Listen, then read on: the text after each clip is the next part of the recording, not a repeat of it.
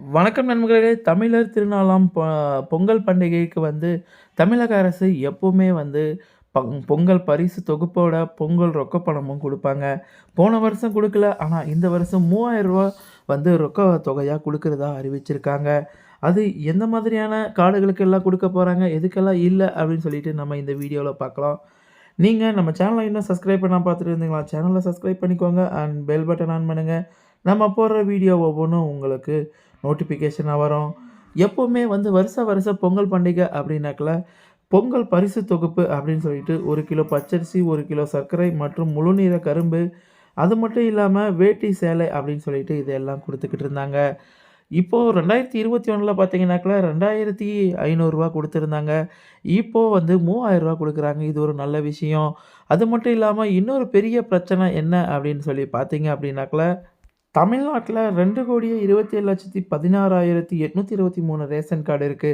ஆனா, ஆதார் பதிவு அப்படின்னு பார்த்தீங்கன்னாக்கா 6,97,1561 பேர் தான் ரிஜிஸ்டர் பண்ணியிருக்காங்க. இருக்கிறவங்க எல்லாருமே ஆதார் பதிவு பண்ணணும். அது மட்டும் இல்லாம கேஒய்சி அப்டேட் பண்ணணும். அதுக்கான லாஸ்ட் டேட்டு 31 டிசம்பர் 2025ன்னு சொல்லியிருந்தாங்க. இத யாரெல்லாம் முடிக்கலையோ அவங்களுக்கு பணம் வர்றதுல சிக்கல் இருக்கு. அது மட்டும் இல்லாம என்பிஹெச்ஹெச்எஸ்ன்னு இருக்கு இல்லைங்களா?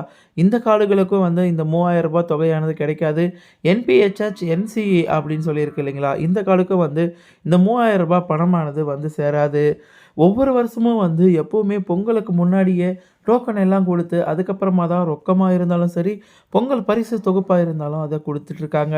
வர 8ஆம் தேதி இத டோக்கன் ஆனது விநியோகிக்கப்பட்டு, ஒவ்வொருத்தருக்கும் காலையில ஒரு 100 பேரு, ஈவினிங் 100 பேருன்னு சொல்லிட்டு, இந்த பரிசு தொகுப்பு மற்றும் ரொக்க பணத்த டிஸ்ட்ரிபியூட் பண்றது அப்படின்னு சொல்லிட்டு முடிவெடுத்து எல்லா வேலையும் பார்த்துக்கிட்டு இருக்காங்க தமிழக அரசாங்கம்.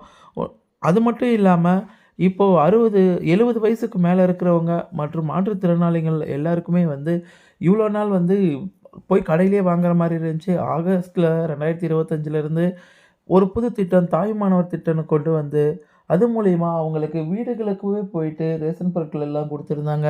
அவங்க டோக்கன் வாங்கணும்னு அவசியம் இல்லைங்க. அவங்களுக்கு வீடு தேடி டோக்கனும் குடுக்க போறாங்க. அது மட்டும் இல்லாம அவங்களுக்கான ரேஷன் பொருளையும் விநியோகம் பண்ண போறாங்க. அதுக்கான நடவடிக்கை எல்லாமே தமிழக அரசு சிறப்பா செஞ்சுக்கிட்டு இருக்காங்க. எந்தெந்த காடு வகைகளுக்கு கிடைக்கும், கிடைக்காது அப்படின்னு சொல்லிட்டு நம்ம ஆல்ரெடி பார்த்தோம். ரெ அது மட்டும் இல்லாம நியாய விலை கடைன்னு பார்த்தீங்கன்னாக்கா 34,850 கடைகளுக்கு ஆல்ரெடி பரிசு பொருட்கள் போய் சேர்ந்தாச்சு. டோக்கன் குடுக்குறதுக்கும் எல்லா ஏற்பாடுகளும் செஞ்சிருக்காங்க. இந்த மாரி யூஸ்ஃபுல்லான கன்டென்ட் வேணும்னா நம்ம சேனல சப்ஸ்கிரைப் பண்ணிக்கோங்க அண்ட் பெல் பட்டன் ஆன் பண்ணுங்க. நம்ம போடுற வீடியோ ஒவ்வொன்னும் உங்களுக்கு நோட்டிஃபிகேஷனா வரும். தேங்க்ஸ் ஃபார் வாட்சிங்.